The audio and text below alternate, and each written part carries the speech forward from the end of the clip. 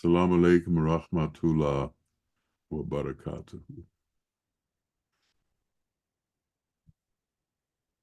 Man has been placed in a situation that is out of his control. He has been put into this world, and he's been made very well aware of the fact that he's going to be taken out of this world. So what does man do? What is the solution to this dilemma? Because the dilemma is that the existence that you know will not, cannot, does not continue. It dissipates. All that is born dies. And there's not a thing that man can do about it. So is there an alternate plan? Is there some other knowledge that we need to know in order to overcome this dilemma that we are stuck in? What is it? How does it work? How do we acquire it? And where does it take us? Part of the interesting thing about this dilemma is the answer cannot be seen. The destination cannot be known. Yet, we struggle with trying to find it. We struggle with trying to understand it. And we struggle with trying to obtain it. Very seldom are we even made aware of it. Now, over the course of time, God has sent teachers into the world, and prophets into the world, and ketubs into the world. And they have come here with instructions on how to overcome this dilemma, how to somehow overcome the fact that death is imminent and that there's no way around it. And one of the things that happened when these prophets came, and all of them came with essentially the same message, with the same instructions, were people, by their nature of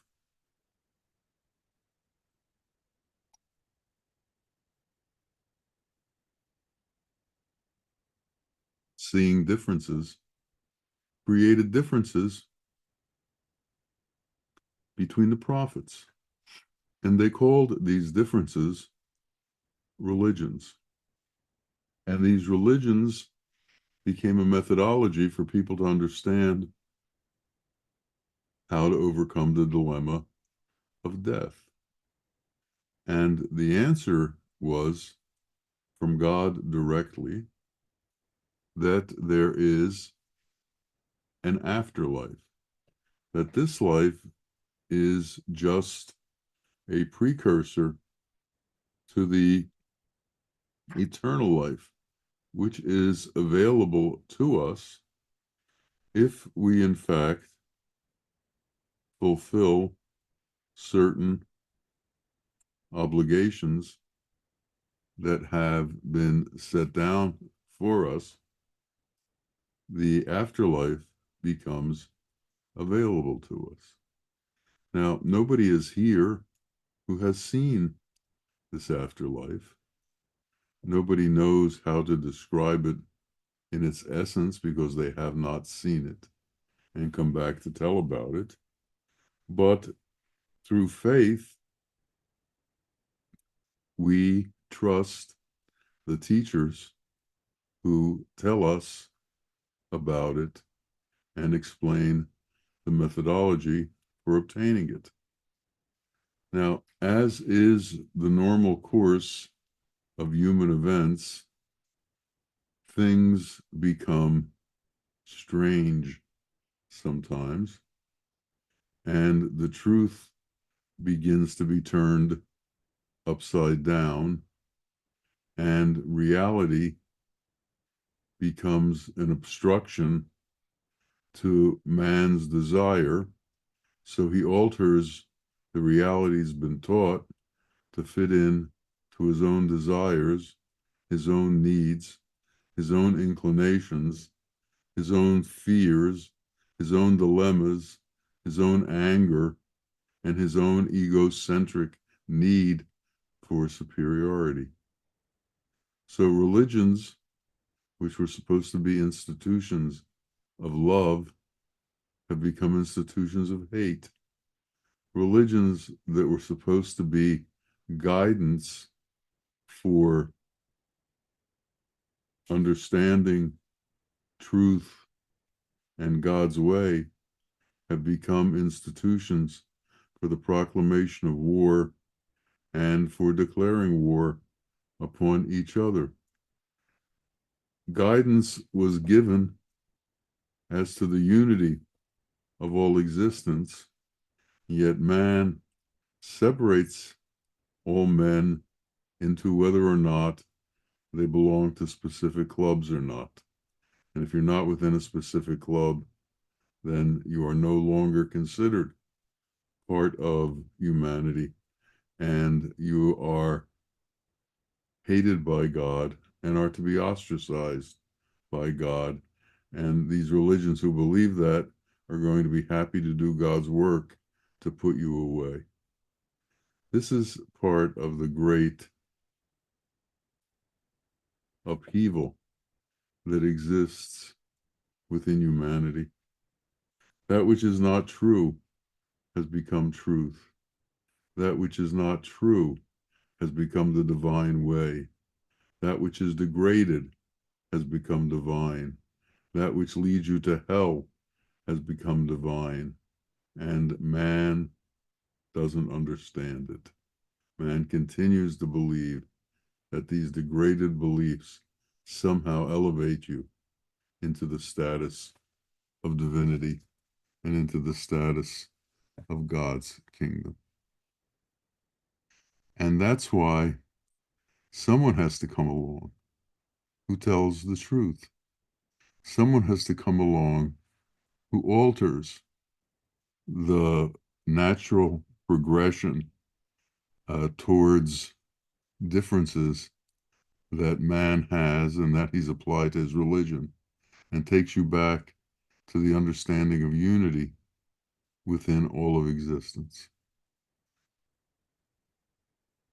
This natural way contradicts everything. It begins to tell you that philosophy and religion are at the end of intellect. But there is a knowledge beyond intellect that is true and that is real and that takes you towards reality. And this is wrapped up in wisdom. And wisdom sees through the denial of unity that the religions now propagate, sees through the denial of the unity of all mankind that the religions now try to propagate, and understands that man, in fact, is one, and that God, in fact, is one, and that man and God are one, and that man is God's mystery, and God is man's mystery. And if you understood yourself, you would understand the truth. And if you understood God, you would understand the truth. Man was made by God creating the miracle of transformation with the elements to create bodies for man. Within these bodies, however, for each one is included a soul. And the souls came from the effulgence, that is God. Effulgence means a great light that gives off rays. In God's case, these rays are what we call souls. So the souls were wrapped in various configurations and colors. So now in this world, we have men who look alike but have different colors. We have red men and yellow men and black men and white men and pink men and beige men and on and on. And man, in his ignorance, sees all of these colors as differences, sees all of these colors as not the same. So he sees these people as different, and he looks at them as other than him. It takes living within other cultures to understand the universality of man and the universality of their desires and their needs. Once you've lived in another culture where they look different, pray different, dress different, you begin to learn that the essence of their society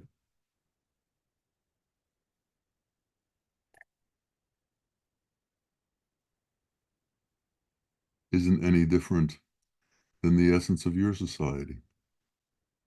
Everybody raises their children and wants them to do well. Everybody marries their children and wants to have grandchildren.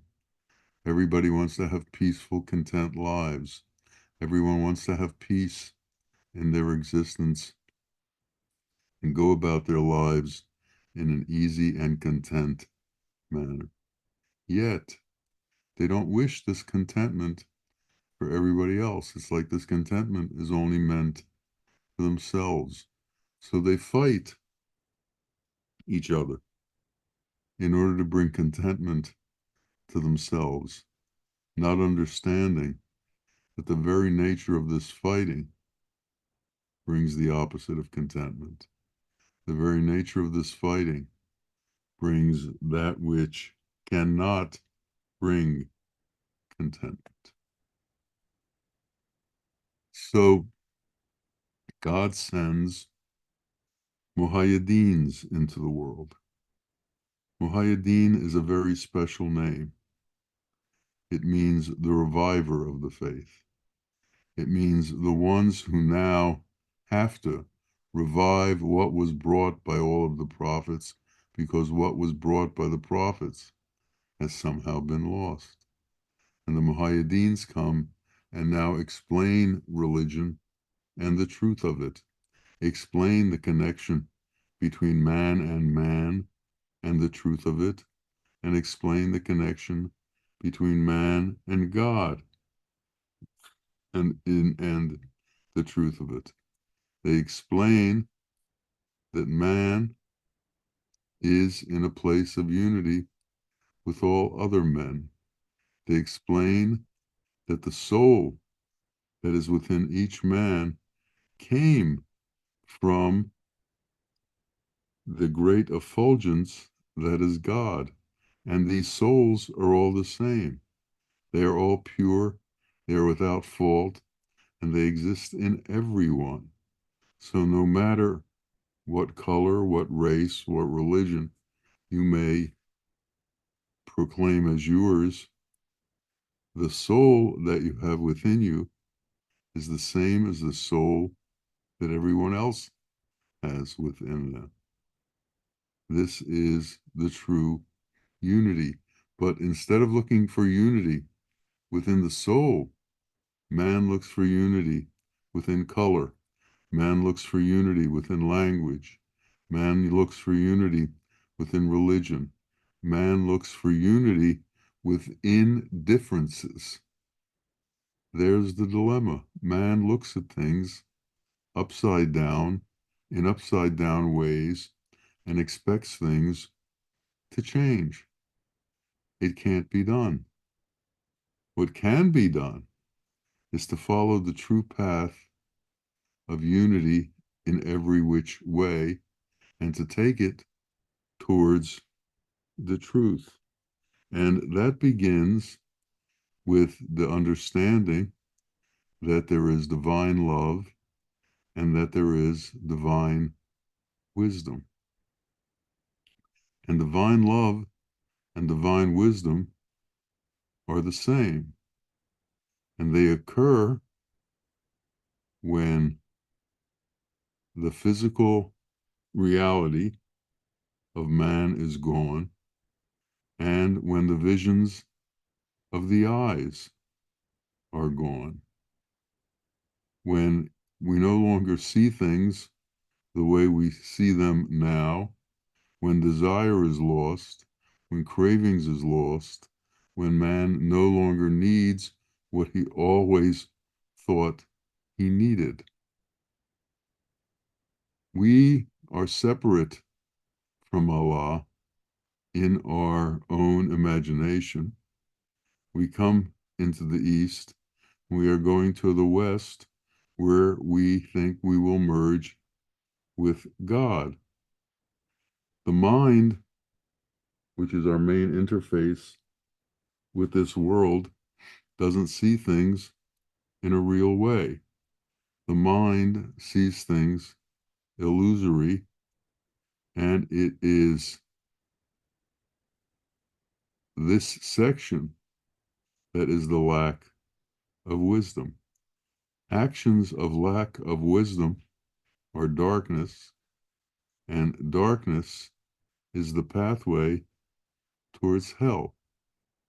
So this illusion that we live in and this belief system that we're somehow different from each other are the pathways towards hell. That which glistens in the darkness are called shadows.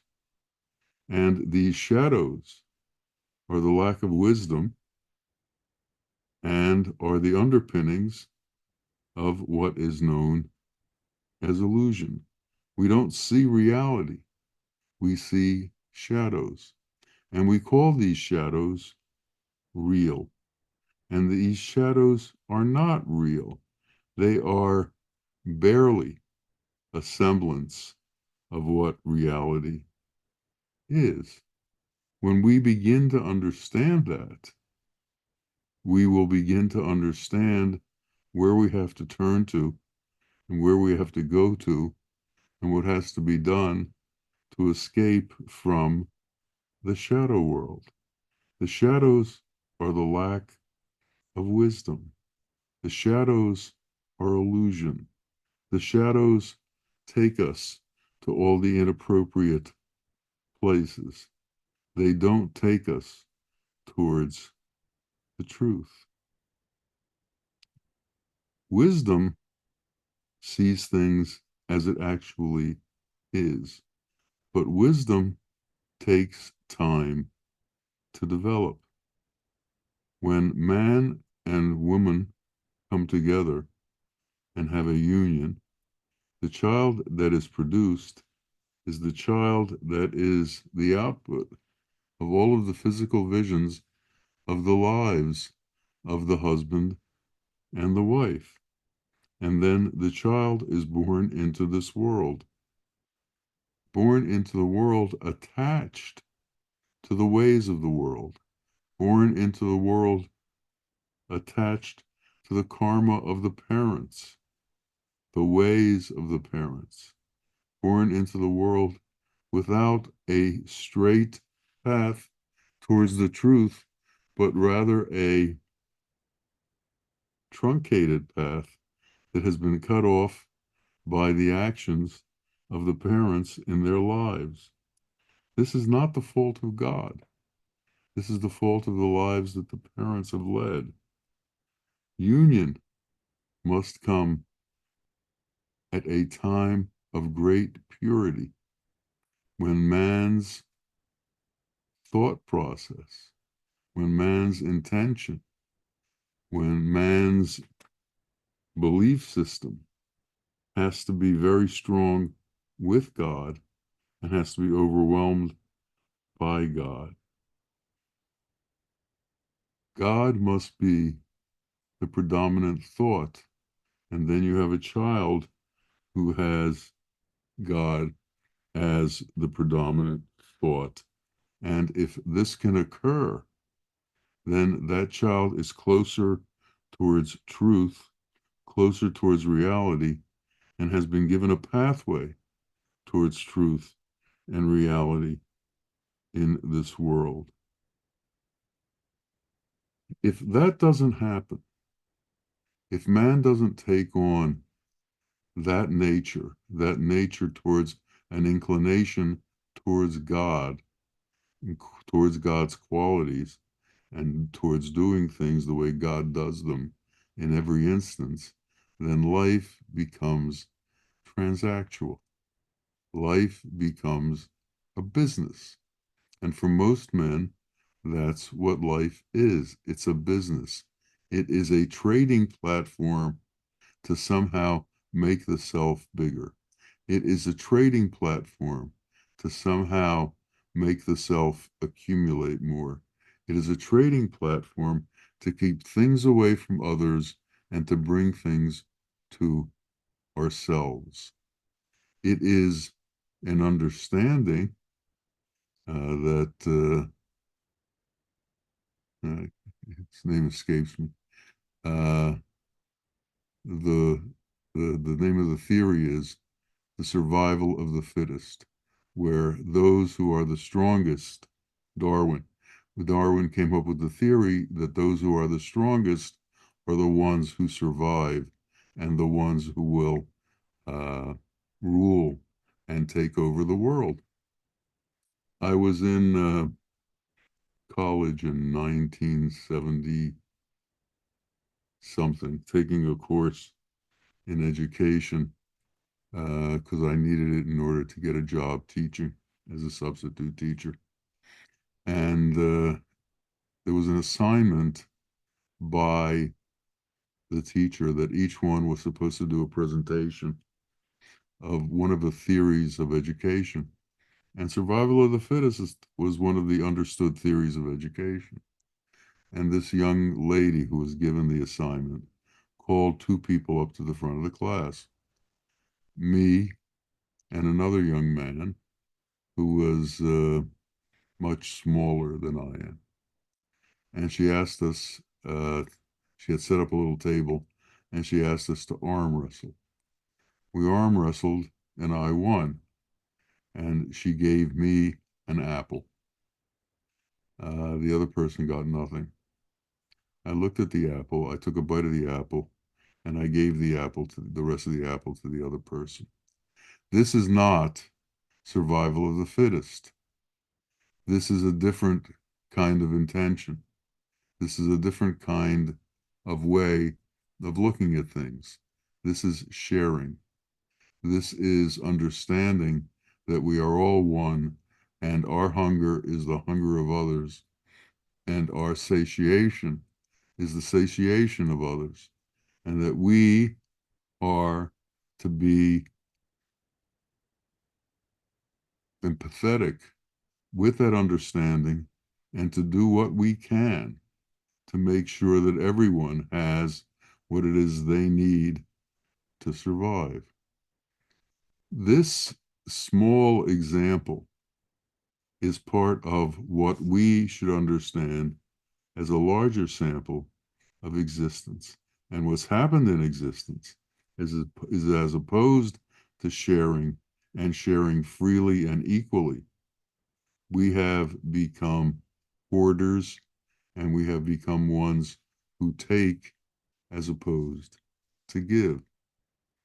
And somehow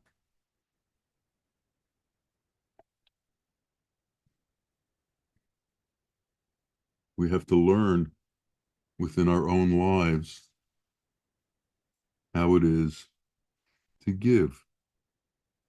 And when we have God as the predominant thought within our being, these things become natural. We have to understand the qualities of God, and we have to imbibe the qualities of God within us. And in order to reach God's kingdom, we have to become God-like, and that will make his kingdom available to us. He takes the ones that are like unto him. And so how do we become like unto him? We have to find people who are like unto him. And in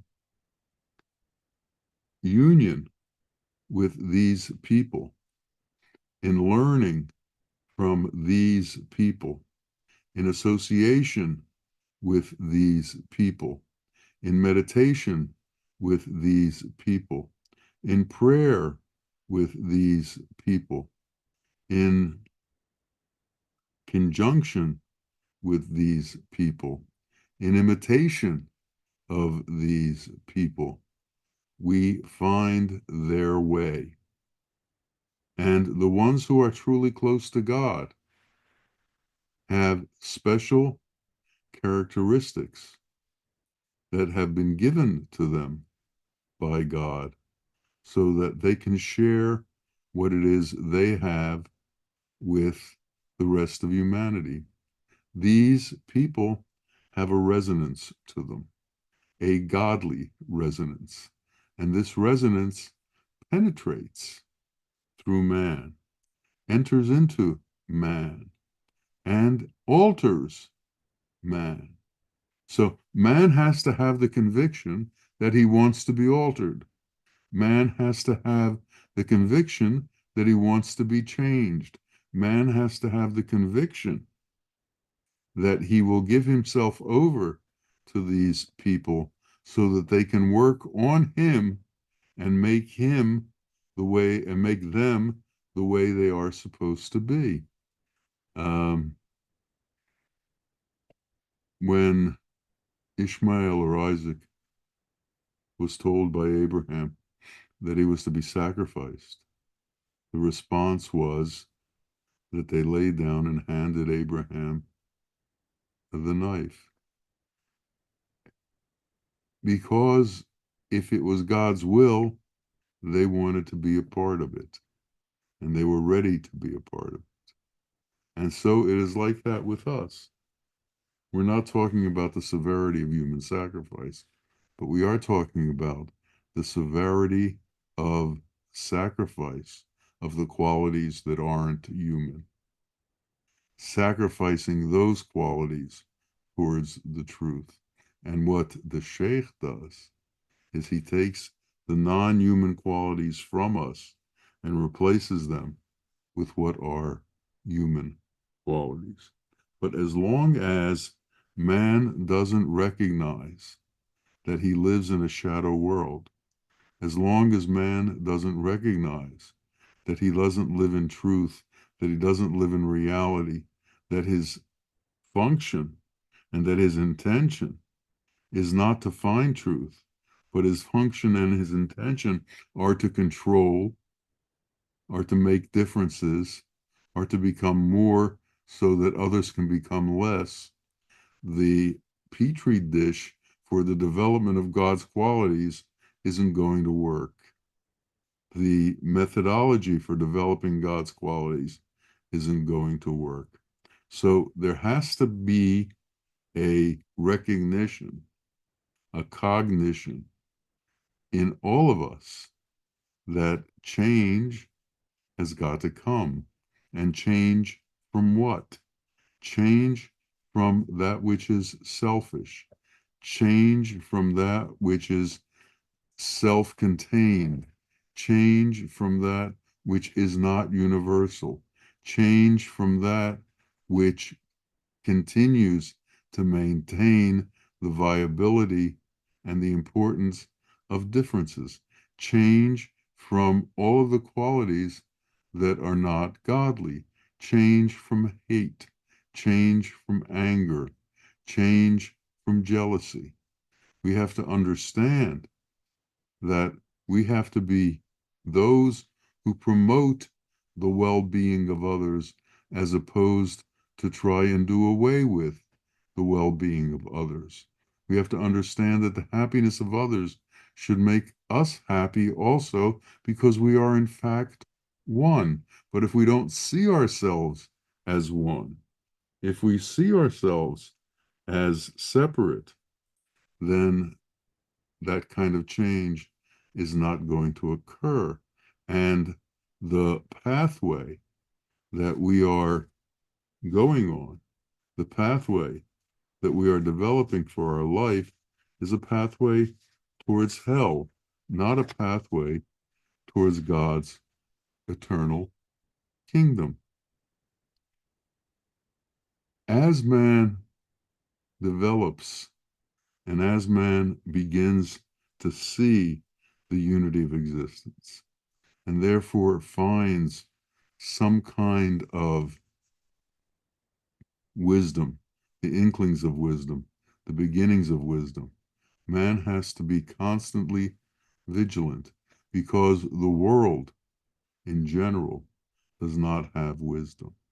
The world in general will continue to try and influence you with satanic qualities to take you on the path of Satan. And we have to turn that path around. We have to do away with our inclination towards those kinds of things. We have to learn from the truth, not learn from that which is opposite to the truth. And Satan will come along and will tell you that greed and the need to protect the self are the main reasons for your existence. This is a lie because that's not the nature of the world. The nature of the world is such that there is a unity amongst all men, and man can only become truly man when he understands this unity and he has empathy for this unity and he works towards this unity. And we do that by building a structure for God within ourselves. And what are the building blocks of this structure that is to be built within ourselves? The building blocks are the 3,000 gracious qualities of God, the 100 Asmaul Husna, the names of God. All of these create within us the reality that is the truth of existence. And if we can create this structure within us, then when this body falls away, that structure will hold our soul and take us to the appropriate place, will take us towards God's kingdom. And if we have in fact taken on the qualities of God, he will crown us as his children within his kingdom, and he will give us our inheritance, which is in fact his kingdom. We have to understand this and we have to believe it. If we don't believe it, we can't do it. If we have doubt, doubt allows the satanic qualities to enter into us. And so greed and miserliness and hate and war become part of what we believe is okay. And we can't believe these things are okay. The mind is elemental. And the mind cannot understand that which is not elemental. Truth, reality, God is not elemental. Your soul is not elemental. So somehow we have to develop the ability to conceive of ourselves as non-elemental beings. We have to be able to conceive ourselves as light beings and imagine the difference between a form being who spends their life trying to manipulate form so that they're comfortable within form, and a light being who doesn't need any of the comforts of form, who doesn't need any of the things that form gives you. We have to be able to make that transition. And that transition has to occur sometime in our life. And that transition occurs when we begin to take the things that are non-form as more important than the things that are form. When all of a sudden love becomes more important than wealth. Love becomes more important than fame. Love becomes more important than the things in this world. As we do that, as we take on God's qualities as the most important things in our lives, things begin to change. And you should understand that when you let God's qualities within you, they begin to do God's work within you. And you become attached to that holy resonance that transforms man into God man, that transforms man into divine man, that transforms man into man that is worthy of living in God's kingdom. This is the path that we've chosen. This is the path that we've taken, and this is the path we have to believe in and adhere to and work on. So we pray, God, allow us to understand this transformation. Allow us to understand this transition and allow this transformation and transition to go on so that we become that which you intended for us, which is to be your heirs, your children, and allow us to come towards you, towards that ultimate end of merging with you and becoming heirs to your kingdom. May it be so for each and every one of us. Ameen, ameen. Ya Rabbil Alameen. Assalamu alaikum wa rahmatullah wa barakatuh.